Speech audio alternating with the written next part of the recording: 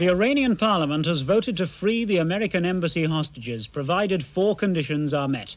And President Carter has interrupted his election campaign to return to the White House to deal with those demands. The president flew home from Chicago for an immediate meeting with his advisers. They'll meet again in about an hour's time.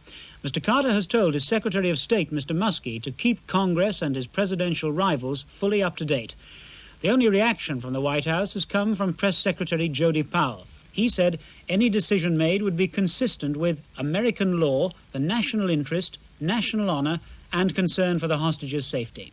The final conditions approved today by the Iranian parliament, the Majlis, are basically the same as those laid down by Ayatollah Khomeini.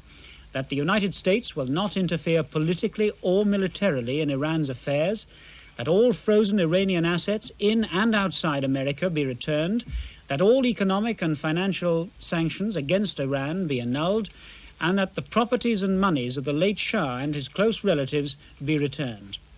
Iran said it would release all the 52 Americans once the conditions were met. It also suggested that it could free groups of them at separate times as each demand was fulfilled. The Iranian parliament overwhelmingly approved the conditions after a final debate lasting 4.5 hours. A call by some deputies to postpone it until after the American elections came to nothing. The session was noisy but businesslike. It ended with a speaker saying, "We have shown the world that we are prepared to forgive. It is up to America to accept." Norman Rees is on the phone now from Washington.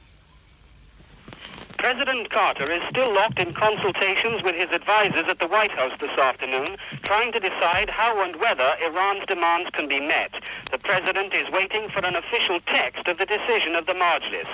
In the meantime, administration officials are cautioning that it would be wrong to assume there will be an early release of the hostages.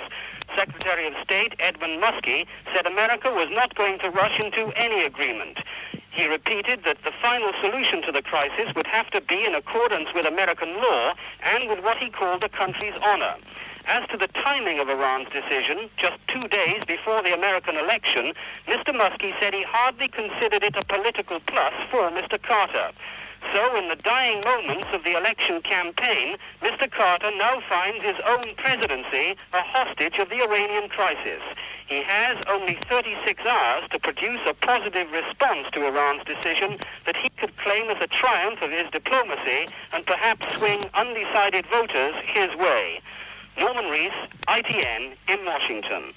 And Iraq has again warned America not to supply Iran with arms. It said any such deal to speed the release of the hostages would mean America had abandoned its neutrality. Iraqi forces are mounting new attacks across the Karun River towards Abadan. The battered oil refinery city could fall within a few days, but the Iranian defenders are resisting strongly, although they're being shelled relentlessly by mortars and artillery. Police and officials at Heathrow Airport are trying to find out how a light aircraft was able to land secretly during the night. The single-engine Chipmunk was found near a main runway by a routine security patrol. Its pilot had disappeared, and it's not known if there were any passengers. Police say the plane was stolen from Denham, a few miles away, and belongs to a Fleet Street gossip column editor. It probably landed without lights after the runway lights had been switched off. Police want to know why it wasn't spotted on radar, but they don't think it was involved in anything illegal. Leaders of 700 part-time firemen in Northern Ireland have voted to resign from the fire service in 2 weeks. It means there'll be no one to tackle fires anywhere in the province except Belfast and Londonderry. They're protesting because the fire authority won't recognise their union. The Home Secretary, Mr. Whitelaw, has been to the unfinished Franklin Jail in County Durham, pressed into emergency service because of the prison officers' dispute. It's been opened early for convicted prisoners who couldn't be sent to existing jails. The Home Secretary spent over an hour inspecting the jail, which now holds nearly 200 prisoners from all over the country. His visit to Franklin came as prison officers are threatening to step up their industrial action at Britain's jails. There's talk of a walkout at several prisons this week. So how does Mr. Whitelaw view this threat? I should deeply regret it, because it would have very serious implications for the prisoners in those particular prisons.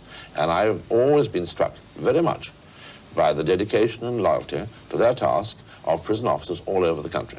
I do not believe that they would wish to take an action which would have such an adverse effect in their particular prisons and on the prisoners concerned. An 82-year-old motor tricycle has again come first in the annual London to Brighton run for veteran cars. Nearly 300 vehicles built before 1905 took part in the 53-mile event. They came from as far away as Australia and included an 80-year-old Daimler entered by the Queen. One government minister, Mr. Hector Munro, cautiously opted for the passenger seat of a Napier. It's estimated that nearly 1 million people lined the route. And first to finish was Mr. Johnny Thomas of Carmarthen, relieved at not having to pedal home like last year. We'll be pedalling back at 8:45 tonight. See you then.